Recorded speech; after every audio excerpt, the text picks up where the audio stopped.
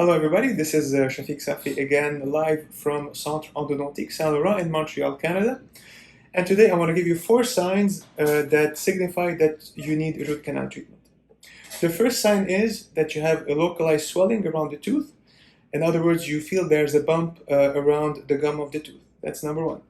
Number 2 is that when you drink something cold or something hot, you feel it more than the other teeth on one certain tooth, and that sensitivity lingers with time, meaning after swallowing the cold or the hot agent, you still have pain and sensitivity in the area.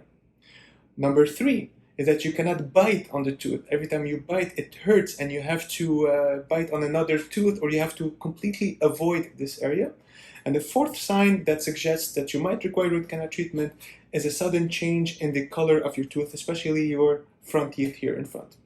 If you have any additional questions concerning signs that signify or that imply that you need root canal treatment, please don't hesitate to contact us, www.endosaintlaurent.ca.